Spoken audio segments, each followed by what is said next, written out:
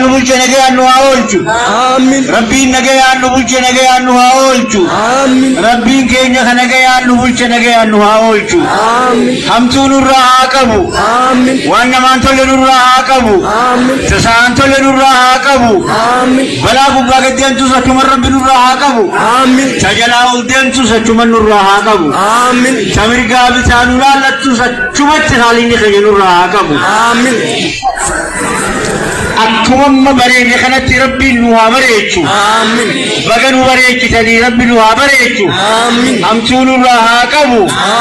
Jabaadhaa jiraadhaa wal qabadhaa wajjin warra deemee wajjin balaa hunda firraa dha'u rabbi nu haa godhu. Rabbi nu haa jabeessu. Rabbi nu haa jajjabeessu. Hamtuun isin arkin fayyidii hamtuun isin laalte rabbi jaataa haa qabu. Miila hamaa isin laalu rabbi haa cabsu. Harka hamaa isin laalu harka isaa rabbi haa cabsu.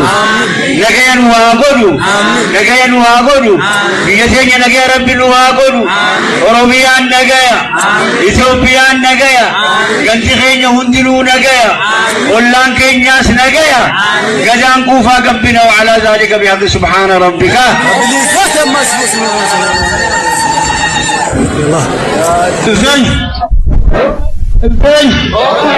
Elfin anagaan bulcha nagaan hoot anagaan bulcha nagaan hoot kora milki da rabbi haa godhu kora milki da rabbi haa godhu kora faayidaa rabbi haa godhu biyya teenya biyya nagaa rabbi haa godhu xiqqaa keenya nagaa rabbi haa godhu guddaa keenya nagaa rabbi haa godhu barataa keenya nagaa rabbi haa godhu barsiisaa keenya nagaa rabbi haa godhu hojjetaa keenya nagaa rabbi haa godhu hooggansa keenya nagaa rabbi haa godhu nuti jennee waayne haa ta'u nuti jennee waayne haa ta'u abbaa maraas ibbaa maraas taanii roobaa hortaa barii urfoo baadu baada nagayaa waatiin burduq yoo waaqje horaa bula.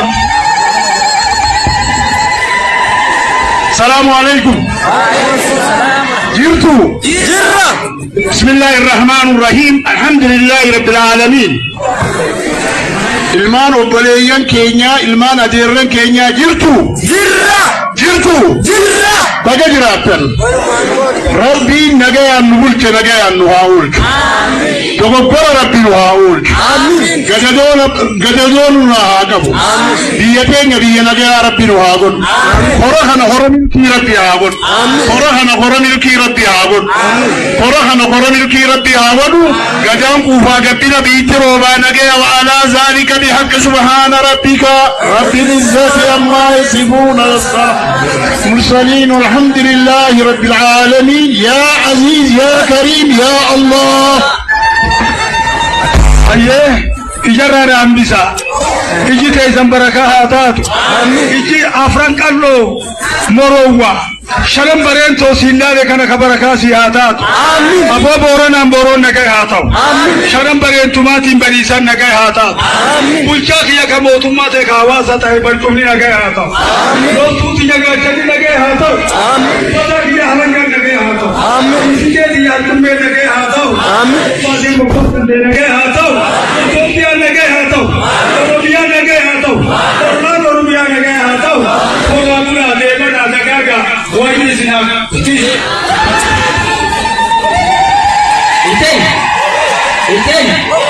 إنتين Oromo jirtu baga mungkin akan anisike Buyar na nam baga rabi tuan inuge Anagan nubulce nagan no awoj Anagan nubulce nagan no awoj Anagan nubulce nagan no awoj Buyar na hana kaiyen sakam ne hashakam sa sakam ne bagoi sakam ne rabi no awoj Oromo afan takata iya takara rabi no awoj Tagurni isi takata harta rabi no awoj Warra nagan pope nagan rabi no awoj Warra wan sila lehunta hunta rabi no awoj Kai sendiri terlalu awal bisnya atas.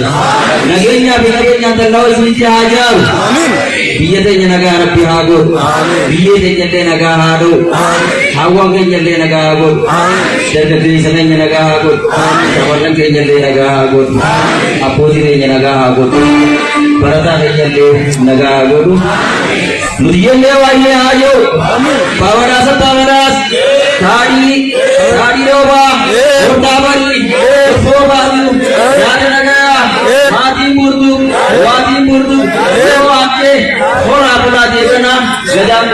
Ballo banaga.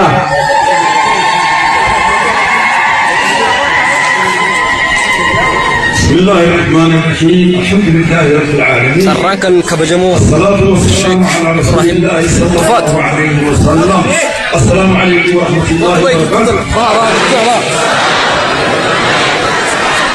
دعائي أبوزي كيني أبوزي جاكا أبوزي ربي نوحاكي ربي نوحاكي ونولد نوحادي ونولد نوحادي وجارت نوحاوه ورمى حتى ربي هاوه يا ربي هاوه مبيع عن نحن ربي نوحاوه إلى يوم القيامة تكون ربي ربي نوحاوه آمين خدم ربي نوحاوه آمين وأمر الله ربي سمين خبر عن ربي نوحاوه خبر عن ربي خبر بوتم رب المعاوف ثلاثين قسمتي وجر رب المعاوف وجر رب المعاوف إيمان رب المهاتيش دين رب المهاتيش آداب رب رب المهاتيش آداب على سيدنا بيجي وتوالى رب المهاتيش آداب تيجي هذا آداب تيجي هذا جاسين آداب أوروتي نوري سيدنا تيرلي دبرات هاوني ثلاث آداب أوروتي بكرة جيسن تتراكبا أذنانا داسين آداب فرنجي في آداب أوروتي متي آداب تيجي رب المهاتيش آداب تيجي رب المهاتيش مراد رب المحافظ جو فرحنا فرق بيجا أمبنا سببا والبسيط ما أمبنا تتوقع رب المحافظ وبريجا كينيا الله كينيا إيجا كينيا خالو كذا بمهم دا رب المحافظ آمين آمين آمين سبحان ربك زاد ما سبوا سلام على المرسلين نمني ملك أنا سيناجرك نياتني جبل ربي هارون آمين آمين جل توكل جل آمين جل أنا ما كم بقالا أنا نتي دعائي قنا والتجير الراتوني نمني كنا سيلندو بكميكا كيساي نانو أنا نبروكوني وني نانو أنا تاتي بواتو جرامي أكاسيني أوبليا كينيا سوبر كينيا إلمان أفريقيا لو إلمان مراوا أنا بقالا جالالا ترى كفرين ويدسو فيني أسكون هركي كيسمه سيلاغا مهاجرات آتي الله وكبرين مرغرغر كنتي ورقة دانا من ديس مكان خرام وركم على شاب نوغوتني قدا نقا آتو أمتين تيجي غيثا دعا قدت غفور من الرعاقب والجلاس رب الرعاياس إلمام مروا حقا سيتنا ميمانا سيكا دبتو جروحون حقا لطومني جنة بولي يكينيا في النوغمني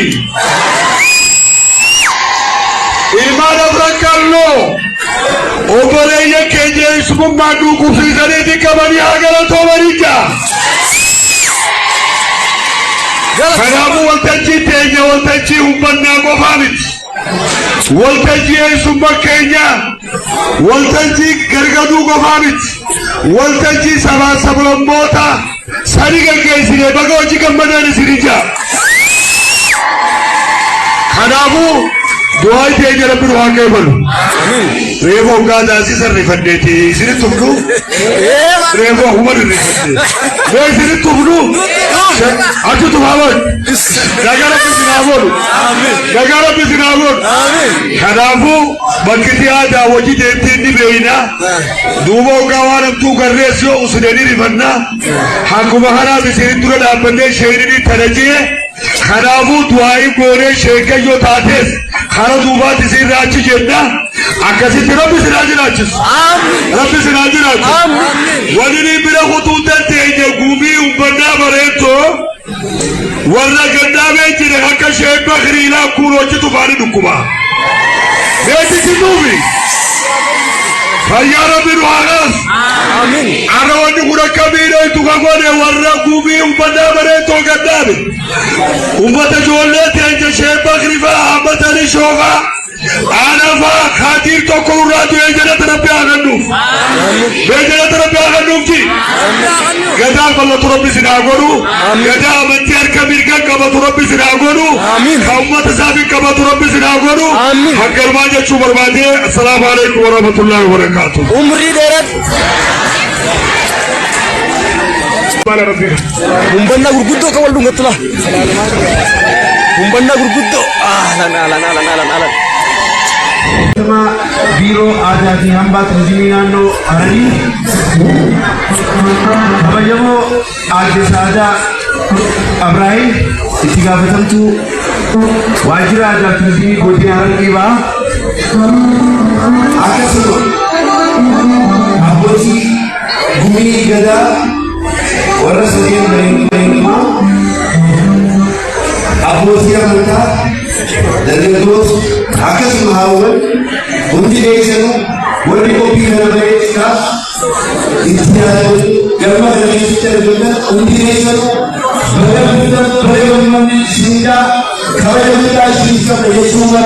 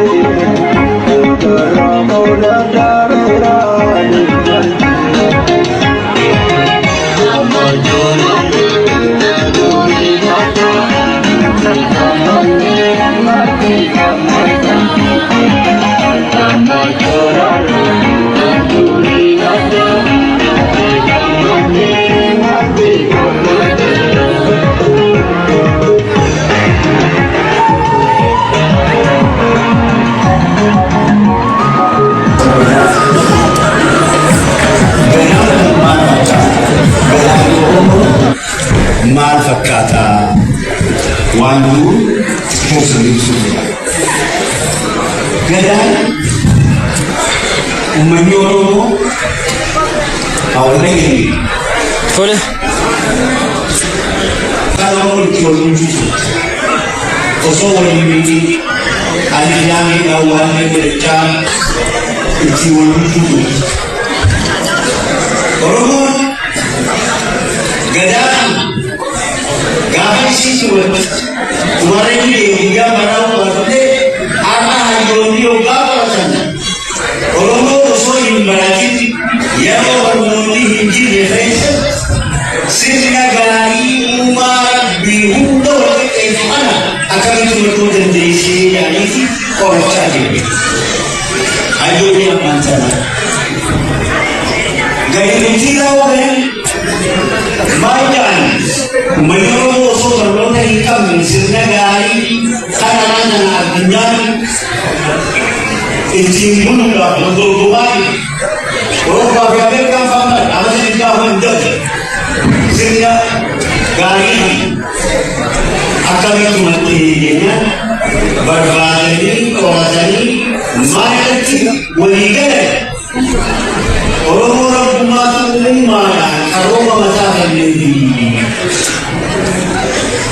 waan lamaan gadaan illee gadaa mataa mootummaan naannoo Oromiyaa jala walitti jiru. Gadaan sirni gadaa kan osoo inni namaa walitti hin dhufan uumaa rabbitti hin dhufan ittiin wal bulchu sirna bareedaa gaarii hayyoota itti qorachaa jiran jechuudha.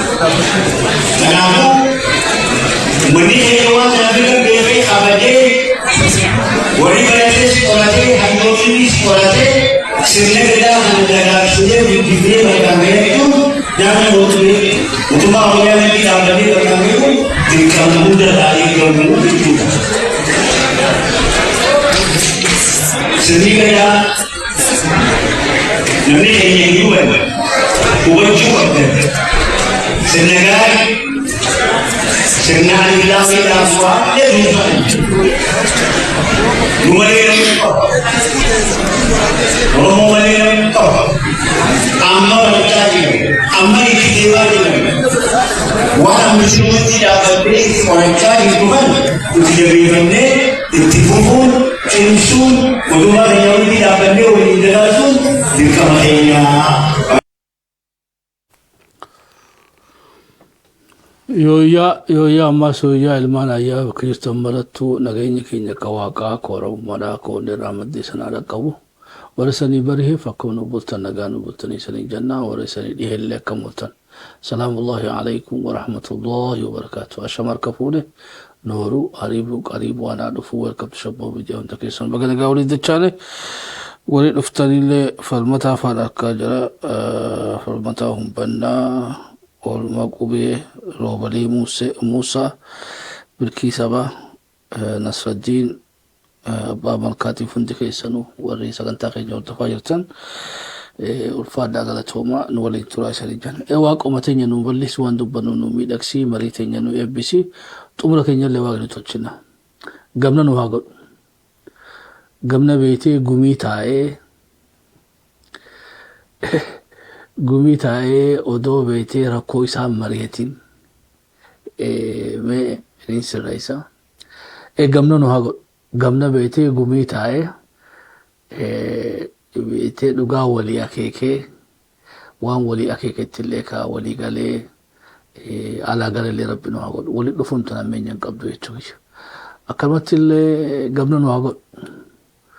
Gamna beetee sharrii fi shara cubbuu qaama kamirraa nutti as deemtu dursee ofirraa harkee beekee walii akeekee wanti walii akeeketti illee walii galee mari'atee mala dhawatee jalaa uffallee waaqayyoon waa taasisu kan nagaan oolchallee nagaan nu haa bulchu kan nagaan bulchallee nagaan nu haa oolchu waaqa raas naatoo isaatiin arjummaa isaatiin waliin dachaaseef galanni isaa baay'eetu maqaan isaa alfaatu alhamdulillah rabbil alamin hundi keessanuu welcome to Shabboo Media.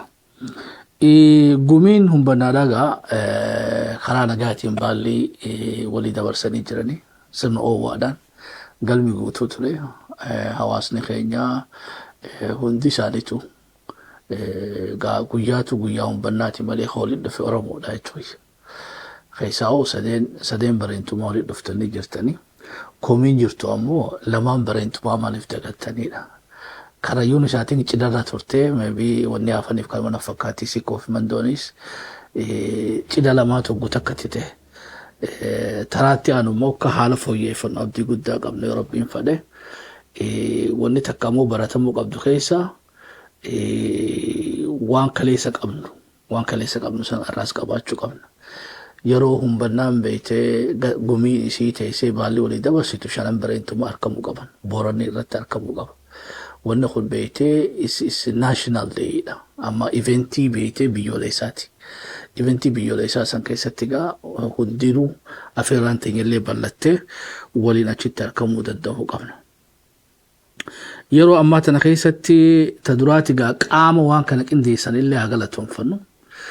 Bulchiinsa Harargee Bahaa bulchiinsa magaalaa Adarree biyyoodhaa takkaa'u akka Kagaameetti bulchiinsa Hararii fi Oromiyaa maaliif beeytee magaalaan sanii konstituushinii akkas jedha.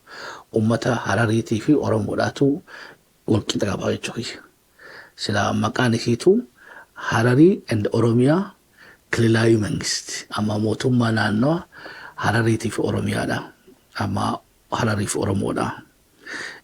Magaalota teenya jechuudha. Galmilleen galma calanqoodhaati. Galma calanqoo san keessatti gaa warri dhuftanii aadaadhaan akkasitti faayamtanii lafa fagoorra خيسا وبلين كي يوري خراج أشري رادوف تنقلتهم عشان جنة كلمة اللي بعديهم بنا خرانون جرو يشوفي جا هم بنكو خراب وليد بفه هقلتهم مني الإمام بيته قالوا بريتو ماس قلتهم عند خيسانو قافين جرتو وني منو تأركاج رو خيسا وني توني وني مدي ما جرتو توني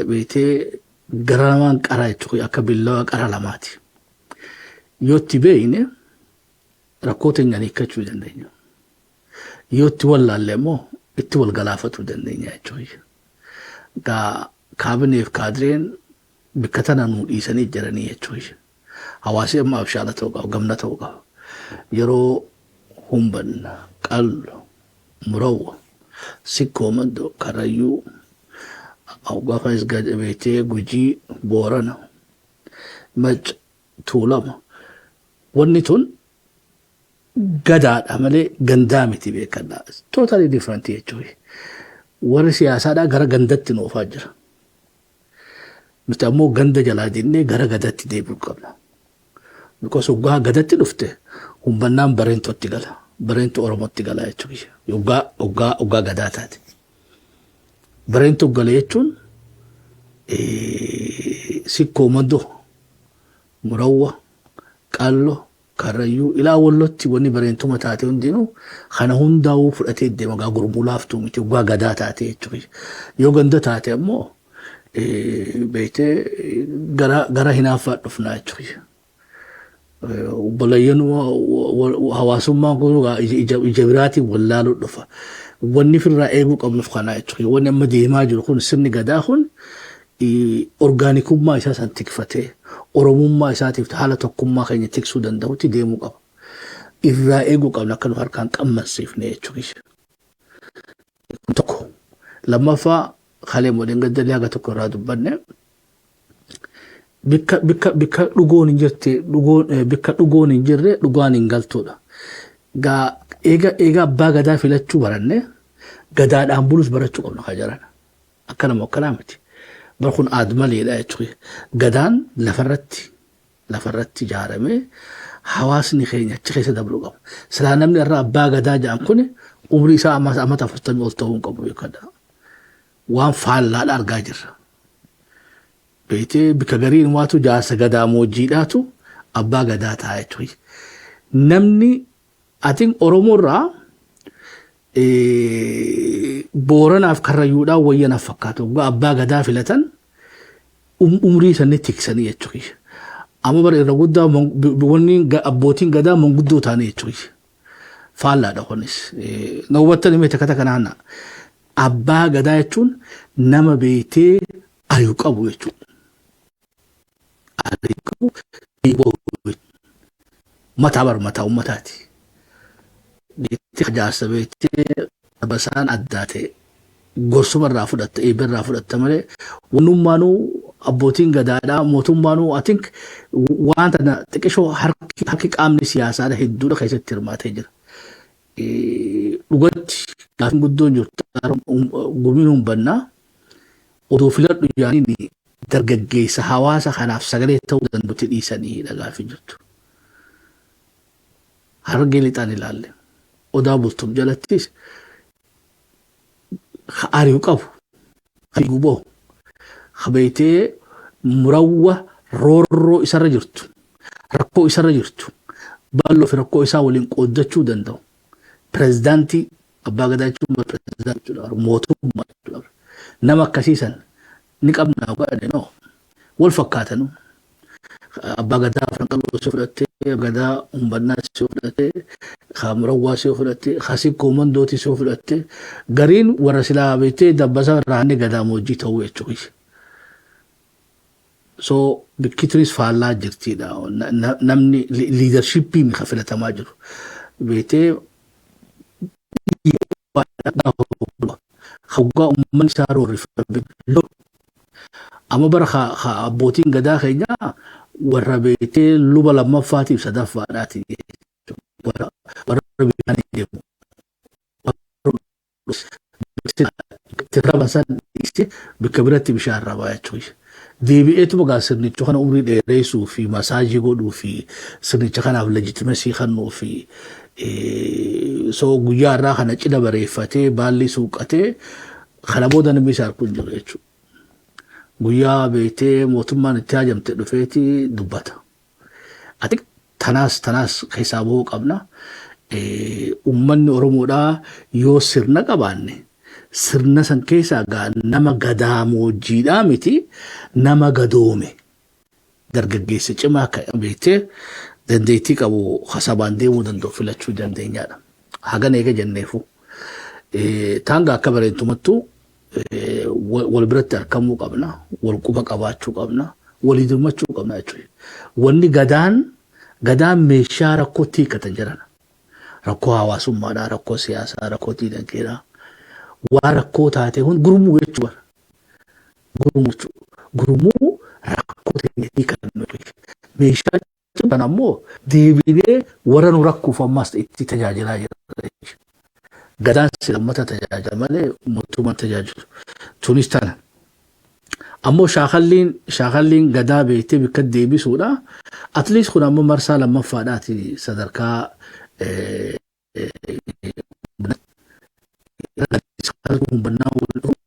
injifannoo guddaati. Maaliif hawaasni uummatnaa kun gammoojjiidhaati.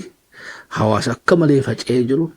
Hawaasa beektee misooma lafarraa hin qabne duuba gubbaan roobni hin jiru. Jalaan ammoo Somaaleen dhiibbaa irratti uumaa jirtu. Lola beektee bara Haile Sillaasee dargiidhaati wayyaaniidhaatiin butute. Qe'een isaa mooraan isaa loon keessaa dhumee lafti isallee goggoydee haguma silaa moojoo kanarratti illee waa faffacaafatu kanallee harkaa fudhatanii jechuudha. Hawaasa beektee rakkoo jajjabduu keessa jiru. Harargee irraa bikki akka malee ilmi namaa rakkataa jiru gammoojjii anniyaa tanaa jechuudha. So abbaan gadaa kun amaanaa laaftuu keessa gubbaa jiru. Gaaffii jettu gaa abbaan gadaa hawaasa keessa gala. Bar gumiin tunu akka dhaba malee gumiin qe'ee ofitti godhamti bara. Akkama jechuun bara Booranni qe'ee ofii sanitti inumaatu immoo aadatti yoo fudhatan lafti jilaa gaaddisattumatti ijaarata. Balee galmatti miti because galmi bakka beektee hayyuun itti walitti dhufee mala dhahu. Gaafa gumii gaayyoo taate immoo beektee keessummaa dhufti fi goojjoo yeroodhaa ijaarrattee dasaa ijaarrattee haga jilli san gaggeeffamu achi teesseeti lafa bal'oo tanarratti basaqqeessatti ifa galatti mari'atanii fixatanii sammuu dagaa goojjoo isaanii san maratanii galanii amata gadaatti aanu afatanii jechuudha. Gaa huruufiifuu aadmaleedha jechuudha. Teessuma ati xiqqoo gadaa murawwaan irra waliin fakkaata. Hedduu odaa san jala dhufeeti galboonni isaa goojjoo sana ijaarratee lafa gaggeeffata. Siyaara yoo rabbiin fedhee umriin waa hannu gadaatti aanu qe'ee ofirratti umbanni akka beektee abbaa gadaatti aanu filatamu abdii guddaa qabna. Karaas tolfatee abbaan gadaa irraa karoora isaa maaltu qaba. Gadaatti aanuuf karaa tolchee fi naannoo kanaaf buufata fayyaa godhee fi mana barnootaa kannee fi bishaan qulqulluu kannee fi hawaasa kana jijjiiree keessummaa guddoo tana ilmaatuun hin geenye murawwa irratti karrayyuun ida'amtee sikkoo fi mandoon ida'amanii wallo ida'ame beektee Booranaa Gujiidhaan Maccaa fi Tuulamni kana hunda lafatti keessummachiisu akka qopheeffatu abdii guddaa qabna. Karaa barbaachisa. Gadaan humbannaadhaa beektee ni godaana jechuu dandeenya. Lafa ifii keessaa baheeti achi dhufee kabajachuutti ammoo nama gaa aqlii qabuuf karaan qabuu keessummaa tiyya tana karatti na dhufan hin jiranii fi gaa gumiintu dhifiifirraa itti dhufte jechuudha magaalaa Hararitti. Ati wal hubannaa fakkaate. Sila akka itti bareeddu karaan tolfamee fi keessummaan tun hundinuu ona beektee humbannaa keessatti sirna isaa qe'ee ofirratti gaggeeffachuu kana karoora itti aanu jechuudha. Abbaan gadaa gadaatti aanu ammaa fi gadaa san jidduutti sirna sadaffaadhaa san qe'ee ofitti akka nuu galchitu kabajaan si gaafanna. Qe'eetti galuudhaaf gaa beektee dur fardaan namni dhufa jechuudha. karaa sagalee ta'uu qabdaaf karaan hatattamaan ijaaramuu qabaaf. Ama 8 beekadhu ammaa fi ama 8 keessatti karaa bishaan buufata fayyaadha hospitaala mana barnootaa waan irraa hanqate kana hundaa'uu guutuu qabdaaf. Qaaniin ammoo arra gumii tana godaansifteetigaa akka dhabarraa magaalaa Hararitti goote. Anamma maalin shakku jira abbaan gadaa ammaa kunoo dhiiroo misooma bikka biraa dheexee eebbiftaahi jechuu egaa gaafin jirtu. Sitii maayetti maarreen banamte dhufteeti beekti eebbiftaa jechuudha. Xeetoo. So abbaan gadaa humbannaa hospitaala qeessan keessa ijaarame eebbisuu qaba. Karaa achitti ijaarame san eebbisuu qabda.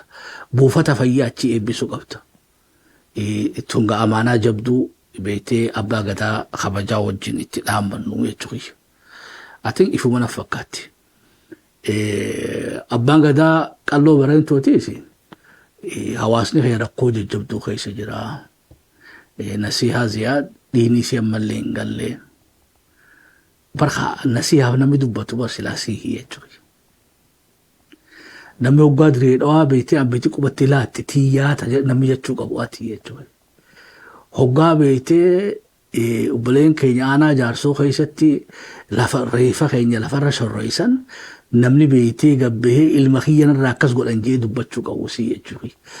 Waan hoggaa ati iyyatte humbannaan murawwaan sikkoo mandoon karrayyuun booranni guutuu nu dirmataadha. Soga siistama akkasiisan deebifachuu ni dandeenyaadha. Hoggaa kan gaa sodaan kiyya kaabinee fi kaadireen maaliyaa beektee humbannaa jiru maaliyaa qalloo jiru maaliyaa beektee murawwa jiru nu kaayanii akka wal arginu nu godhuu deemanidha. Amma argaa jirra.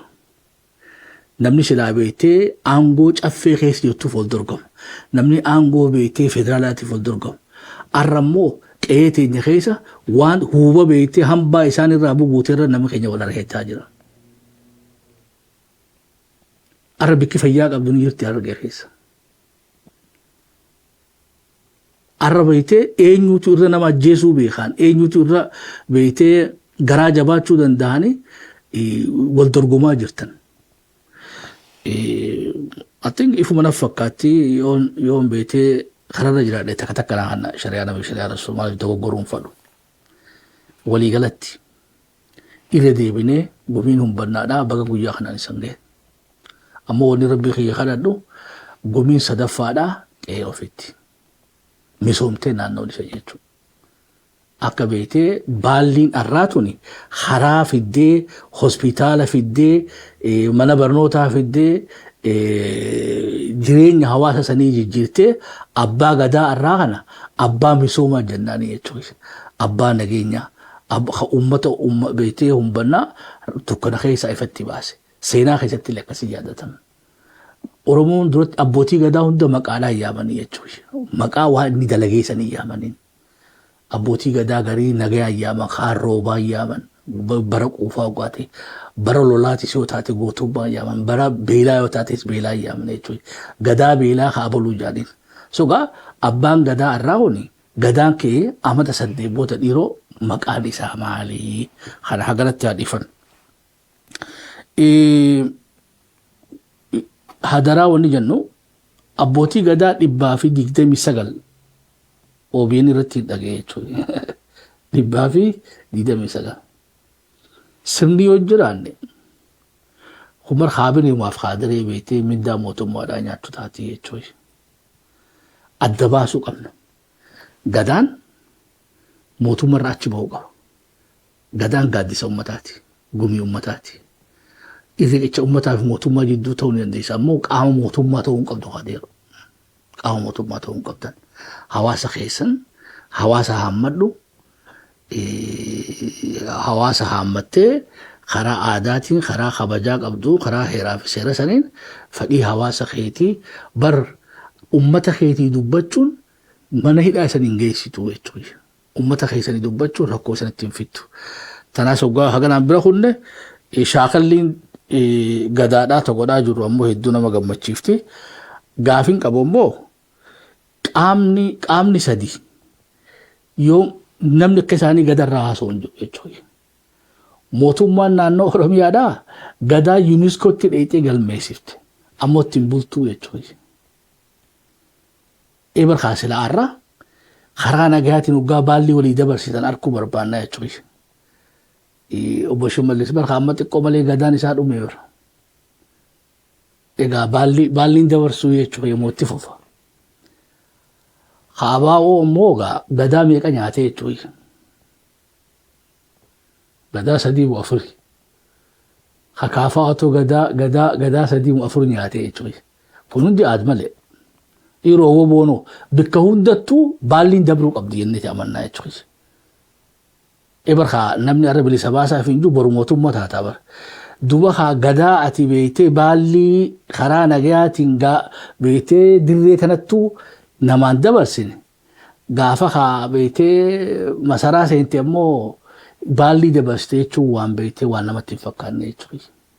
Isaayyaas Afeworqiidhaa wanni amata 34 uummata Tigraay uummata Eritiriyaa bulchee fi waan kaleessa namni beeytee gaafa dirree sanuu baalli isan gaafatanii fi arra akkamiin gaafatan gaafa beeytee bikka irra mi'ootu jiru jechuudha. Kanaafuu waraanni bilisummaa Oromoodhaatis baalli dabarsuu baradha. Qaanii miti jechuudha. Because hoggaa baalli dabarsitu humna haara'umsita. Toftaadha haara'umsita. Qabsoodha ceesifta jechuudha.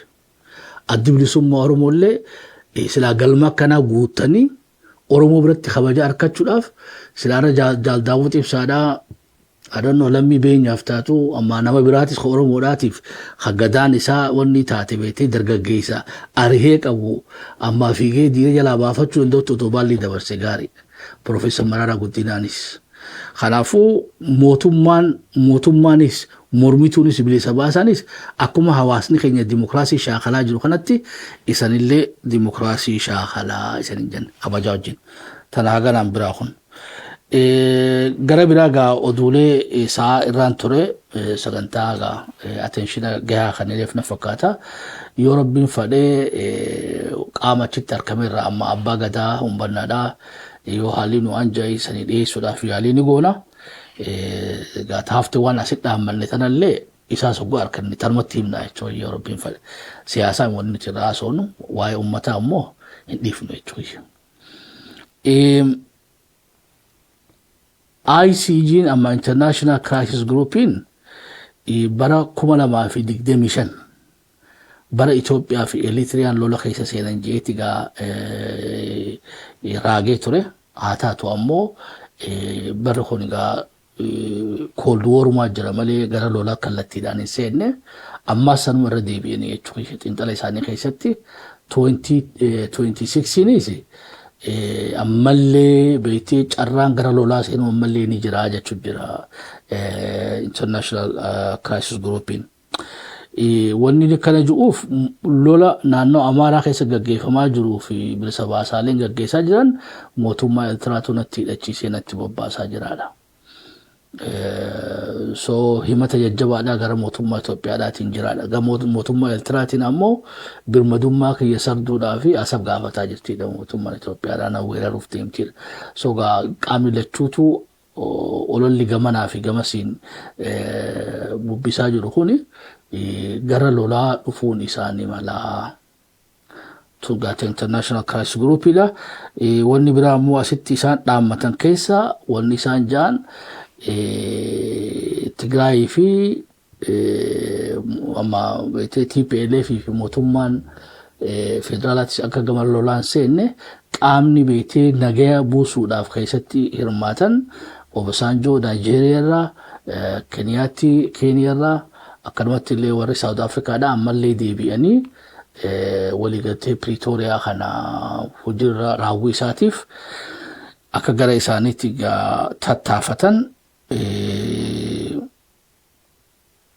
tattaafatan gaafatanii jechuudha. Tanaa saganaan biraa hunnu wanni ammoo faaktarii guddaan akka shaboo miidiyaatti nuti jennu keessaa Eritiriyaa fi Itoophiyaan kallattiidhaan ifitti humnatti qaban lola. Irraa sanii deebi'a. Itoophiyaa fi Eritiriyaan humnatti wal lolan hin qaban. ifamu akkam wanni isaan gara lolaa geessaa ammoo warra humna qabuutu isaan kana gara lolaa geessu ta'a. Warri humna qabu tapha jabaa Sudaan keessatti taphataa jiran. Wanni Sudaan keessa gaggeeffamaa jirtu Itoophiyaa fi Eritiriyaan lolanii seenammoo seenanii murteessiti. Takkaa qaama tokkootu tapha Sudaan keessatti gaggeeffamu san irratti itti baha amma waan rizaaltii achirratti hundaa'e takkaa qaama tokkotu harka kennata. Yeroo ammaa tana keessatti dubbiin Sudaaniidha akka nama haada harkisuudhaati.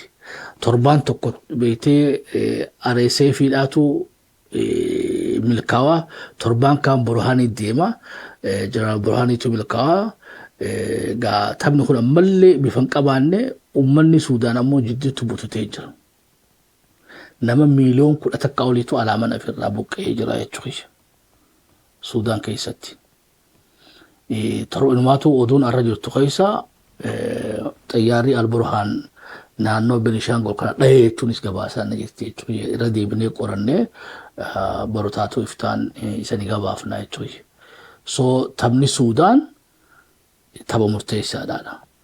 Yoo beetee Burhaan kamoo taate lamaan kan Burhaanii fi Hemetiis dhiira biraa jira jechuudha. Kataba kana taphachaa jiru. Lolli amma deemaa jiru afaan biraatiin Muhammad lamaanii wal lolaa jira. Muhammadoo Dubaayii fi Muhammadoo Suudiidhaatu wal lolaa jira. Jallachuutu maqaan Muhammad jechuudha. So lola isaaniitu Yamanis turaab godhe, Sudaanis turaab godhe, maybe nuuf Eertiraallee waliin turaab godhuu ta'a jechuudha. Tanaas haganaan biraa hun. Paakistaan gurgura meeshaadhaa biliyoon 1.5 xayyaaraa fi meeshaa adda addaa Sudaan hidhachiisuudhaaf Paakistaanii fi mootummaan Sudaan walii galanidha. So gaafni Afrikaa kuni I think Dajjal waan kaampii isaa gaafa Afrikaa galfatee waan achi jiru fakkaataa jechuudha. Ilmaatu doo Dajjal barbaadanii Finfinnee keessa jiraachuun dhoolu naannoo Chechniyaa kana hoggaan akkanatti ilaalu jechuudha.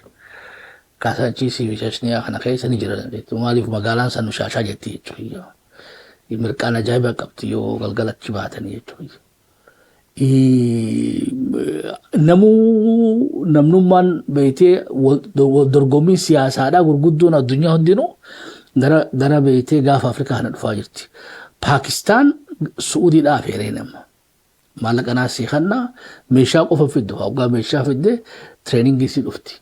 So United Arab Emirates Sudaan keessaa baasuudhaaf Paakistaan itti fidaa jiran.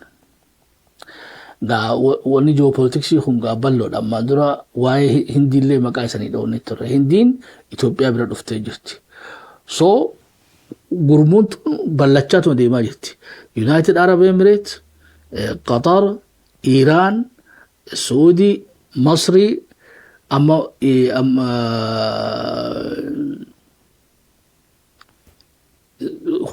Pakistan, India itti fufaa jechuudha. So gurmuun garii gara Itoophiyaa goraa jiran, gariin gara beetee Sudaan fi Eritiriyaa goraa jiran dubbiin gaafa Afrikaadhaa beetee saa'ee eegee murantee jira jechuudha. Akkana xinxin jaadhiiniin egaa itti dhiyaachuudhaan amma hordofne isanii gabaafna. Hireen teenya saasuma keessa jirti beekadha. Namni yaa'ii tana hunda keessaa xiqqisho rakkoo fi keessaa booddee Somaalilaandiidha jechuudha. Guututti illee bahuu baattu atleast Maqdishoo jalaa baate jechuudha. Oduun biraa kan dhuftee turte Maqdishoo keessatti ati wayii dhooyee na fakkaata. Ministeerri haajaa alaa kan Finfinnee ture Maqdishootti deemuu ture. Gaabeetee Maqdishoo waan nagaan qabnee fi firaa sodaatee karaa Taanzaaniyaa kutee jechuudha. Akkana qaban geopolitiksiin Somaalilaandiin kaleessa beetee gara goltu wallaaltee nama du'ellee biyya galfachuu dadhabde. Haakimaaf biyyarraa bahanii viizaan isaanii Maqdishoon irraa kaansel goote paasapoora Somaalilaandiidhaatiin biyyarraa bahus dadhabanii seenuu dadhabanii viizaa jedhanii viizaa namni deemu hundinuu wanta ammaan dura takkaan godhin baakaan godhee rakkoo hedduudha keessa seenanii gaamma kunoo isin tapha siyaasaa kana keessatti ji'oopolitiksii kana keessatti umaara taphatteeti Somaaliyaa mootee jechuudha Somaalilaandiin. Uummanni Oromoodhaatis hamma dubbiin ji'oopolitiksiidhaan nuun galiin warruma galee jalatti gallaa jechuudha. Warra dubbiin ji'oopolitiksii galteef jala buluu keenya shakkii takka malee. Faannoodhaa galtee jirti shakkii takka malee. Ebargaa ji'oopolitiksii waan isaanii galteef faannoon beeytee eleetirii irraa gargaarsa harkataa jirti. Idumaati amma laalaa jirtan leenjiin isaaniitii fi ijaarsi isaaniitiif wanni hundinuu hamma akkan harkaa jirtan kun hundinuu faannoodha jechuudha. Kana eessarraa fidan kun hundinuu bu'aa beeytee ji'oopolitiksiidhaati. Addunyaa gurguddoo akkuma makmaasa Oromoo sanii sa'aan qululuun beeytee sa'a gaafa qabu jalaanii bishaan dhugaadha. Nutis gaa ji'oopolitiksii gaafa ji'oopolitiksii jalatti yoo gaa nutis beeytee loonee bishaan keenya dhuguun beeyne dheebuudhaan dhuguun keenya shakkii takka maleedha jechuudha. Gaa wanni nuti argaa jirru ji'oopolitiksii dhiifneeti nuti I don't know beeytee politikaa mataa keenyaatiin beeytee ganamuu wal sharafaa jirra jechuudha. Namni silaa irraa taatee Somaalilaandii tanarraa maal barannaa eenyutu asit deemaa eenyurraa waa harkannaa eenyu bira dhaabbannaa dhiifne ifiifuu wal bubuusuun itti fufte jechuudha. Kaafaa waan irra bikka lama jira woboo waan itti jiru asitti irraa dubbachuun barbaanna. Abaa waan itti jiru hin beeknu wal bubuusuun bikka hundaa'u itti fuftee jirti. Mootummaa fi mormituu waloo quban qabanii jechuudha. Qaaniin guddoon jirtu. Geetaachoo Raddaadhaa kakaleessa beetee taankii fi madfiidhaan wal lolaniitu araa kiloo keessatti beetee biiroo bananii fi baajeta baasanii fi akka mootummatti haasa'u mormituu ta'e jechuudha. Namni Geetaachoo fi qabuu danda'e abaa ofii kaafaa maaliif itti qabuu hin dandeenye waan nama dhibdu jechuudha. Abaa ofii kaafaa waan Geetaachoof galte tun isaanii galtee jirtiidha. Geetaachoon TPLF irraa guututti citeeti toobatee as deebi'e. Jarri keenya bikka lama dhaabbateeti eega 1960 Raayilaa irraa beektii arrablameedha jechuudha. Miila lamaan qaba jaanii muka lama yaabbatanii jechuudha. Muka lama yaabbanna jaaniitu hofan.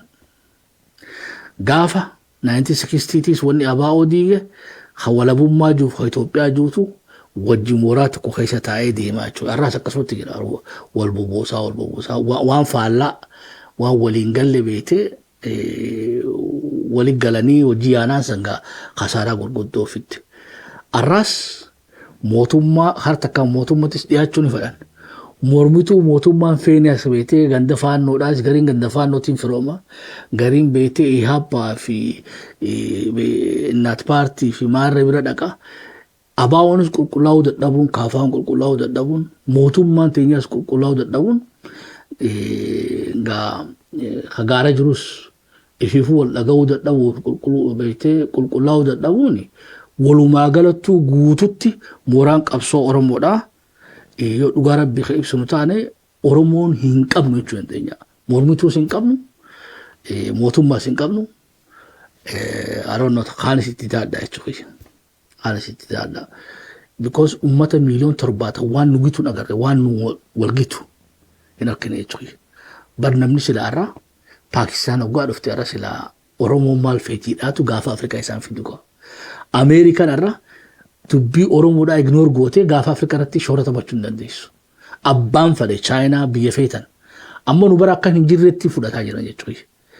Akka nuti hin jirre fudhatanii nama miiliyoon 3 Eertiraatii fi miiliyoon 4 miiliyoon 5 beetee nama miiliyoon 1 Jibuutiidhaa qaalimatanii jechuudha. Nam miiliyoon 70 namni maqaa dhawun jiru. Jiraachuu keenya hin beekanii jechuudha. Because jarri keenya ifiifii walitti biizi. Ifiifii walitti biiziidha. Kanaafuu maaltu fidee ogaanne I think abaa'oonis mee taraa tana mee nama wallotti kannaa jechuudha. ilaallaachuu beexiqisha jijjiira namaas jijjiira hogganaas jijjiira tarsimoos jijjiira humna haaraa tarsimoo haaraa hoggansa haaraa ijaarsa haaraa qofaatu abaa'oo oofuu danda'a abaa'oon mormituus ta'uu dadhabe mootummaas ta'uu dadhabe geetaachoo raddaadhaa kaba amatan guutiniitu irra irra bilisummaa qabaadha siyaasaa geetaachoodhaatu beekee waajjira isaa bansiisee baajata mootummaa fudhatee akka mootummaatti isa dubbisuu dandeenya. Ati Oromoodhaa afaan Oromoo dubbattu mootummaa Oromoorraa agabdee jechuun akkuma abaa'ottu haadeeru si biraas siyaasaa si jala galtee jira jechuudha. Wanni si jala gale arrablame. Cittee jara kana jettu mee hoogganaa Oromoo hunda laala. Hoogganaa Oromoodhaa bakkiliiri namni beetee abroonnot keessa taa'ee ammas beetee filannoos qajeelaa jechuudha. Walamni kan takka cituu qaba. Kan takka cituu qaba. Takka mootummaa tana beetee teenyaa jettanii afaan toltanii akkuma geetaachoon afaan toletti iseenis afaan toltanii deemu. Oggaa kaanis mootummaan tun irraa gadi hin teessu iseenis irraa gadi hin teessan amma ka afaan kun bikka lama cabee jechuudha. Abaagoo yeroo meeqaa caccabsan. Dhugatti ummanni Oromoodhaa ofirraa beetee jara kana hundaa dhiifneetuma gadaa keenya dachaanee deemu ammoo waan takka beetee jala sararachuu qabu ummanni Oromoodhaa. Jarana yoo waan irra wayyaa takka bikka buufattan hin qabaatin mootummaa buusuudhaan jarjarina. Irraa sanii deebi'a. Waan irra wayyaadhaa. Namni bar jireenya jijjiirata malee namni beetee ka dixuu wadamaaxuu waan asanii gufuurraa gara beetee qileetti nu taa'u jechuudha. Irra guddaa wanni keenya obsaa fixuu ta'a yeroo fixuu ta'a obsa yeroon hin geenye naasan ibsa. Yeroon silaa beetee aarsaa ta'anii fi du'anii fi maarree honestly waan du'aniif saniitu hin jirre karaatu hin jirre bara nama beetee miilli isaa tokko siin beetee walabummaa siin jaa qaama kaanii immoo Itoophiyaa siin jaa afaan hedduu haasawaa jechuudha akka Haaji Adam Saaddooti bara dubbiin bara waan jijjiiramte qabdu Rabbi rahmataa godhuufi Finfinnee irraa beetee magaalaa dheeraa keessatti qalanii ta'anii wajji nyaatanii warri karaa Arsiirraa dhufe lola eeggatanii jechuudha because jeneraalota dhufe lola jaanii jennaan ni lollaa dhabaneetuma haasoo biraa dhadhagaanii jechuudha. Kunis waan biraa ja'a hoggusan jeen jarana dubbiin teessan takka udaan lukkuutii jeenyaan. Lukkuun akkam jennaan asumatti diimaa keesseeti keelloo keessee adii keessee gurraacha keessa. I think ifumana fakkaataa ummanni Oromoodhaa qaamaa fi qalbii teetiin nam tokkotti of hin kanneen adeero of hin kanneen.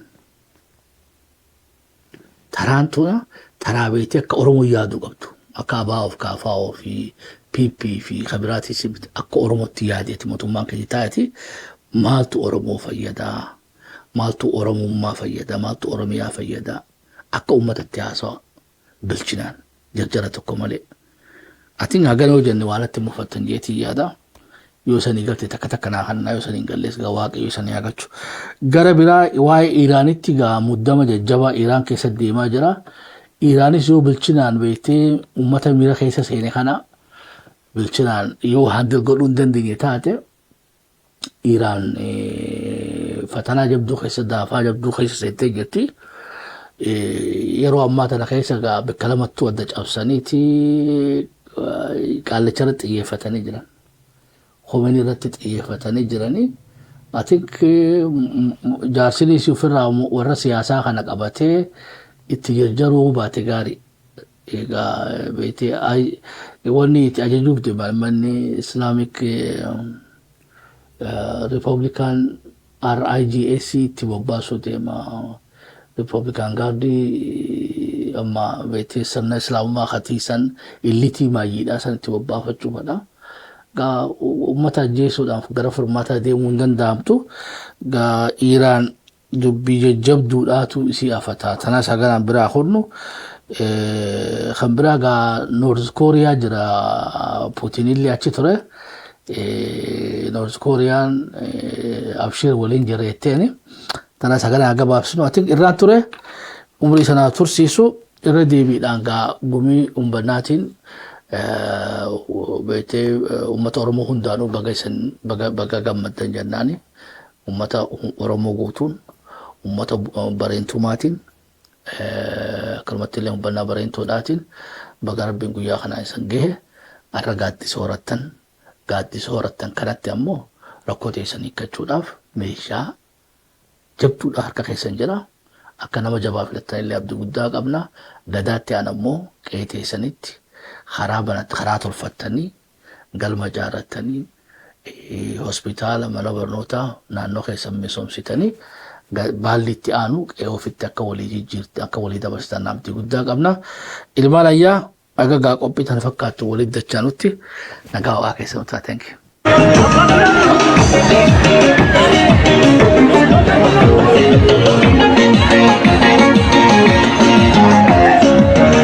Ilma